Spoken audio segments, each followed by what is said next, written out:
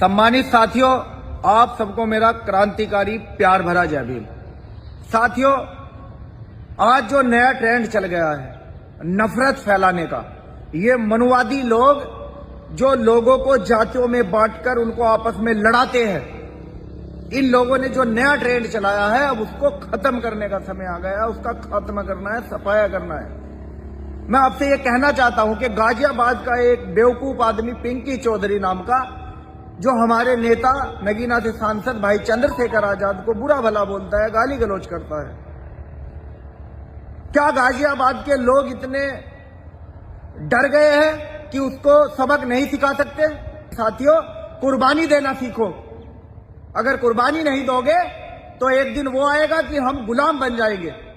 इस देश में 1 से 1.5% सिख समाज के लोग रहते हैं, लेकिन ना तो कोई उनके गुरुओं को गलत बोल सकता है, ना उनके धर्म के खिलाफ बोल सकता है, ना उनकी बहन बेटियों की इज्जत आबरू के खिलाफ बोल सकता है, और ना ही उनके साथ कोई लड़ सकता है, क्योंकि उनके गुरुओं ने, उनके महापुरुषों ने कुर्बानियां देनी सीखी है।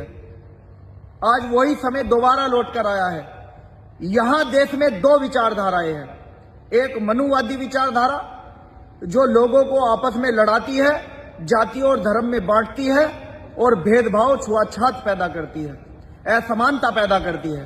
एक अंबेडकरवादी विचारधारा जो डॉक्टर बाबा साहब अंबेडकर की विचारधारा है, जो जातियों का बंधन तोड़ के भाईचारे की बात करती है, समता, बंधुता, भाईचारे की बात करती है और समानता की बात करती है, जो कहती है कि मानव मानव एक समान है।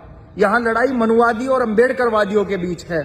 तो मैं आपसे ये कहना चाहता हूं कि पिंकी चौधरी जैसे आदमी को आप 70,000 का फोन ना लेकर के एक 50,000 का लाइसेंसी हथियार ले ले, जो हमारी बहन बेटियों की इज्जत आबरू से खिलवाड़ करेगा। जिस क्षेत्र में भी खिलवाड़ होगा उसी क्षेत्र के 1-2 लोग कुर्बानी देना सीखो। घर में घुसकर गोली मारो और गोली मारकर पुलिस के सामने सरेंडर करो, और कानून, संविधान जो आपको सजा देगा उसको स्वीकार करो। जब तक ये डर मनुवादियों के दिमाग में, दिलों में नहीं बैठेगा कि ये कौम कुर्बानी देना जानती है, अगर इनकी बहन बेटियों के साथ गलत करेंगे तो ये मर भी सकते हैं और मार भी सकते हैं, तब तक हमारे ऊपर अन्याय नहीं रुकेगा। पुलिस इतनी बिकाऊ हो गई है, यहां पुलिस के पास अगर न्याय मांगने के लिए जाए तो पुलिस बिक चुकी है। वो अमीरों का साथ देती है, वो गुनहगारों के साथ खड़ी होती है।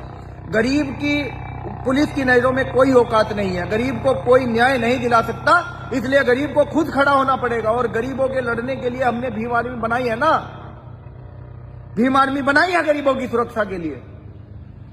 आओ और भीम आर्मी में आकर के अपनी सुरक्षा करो, बहन बेटियों की इज्जत आबरू की सुरक्षा करो। बाबा साहब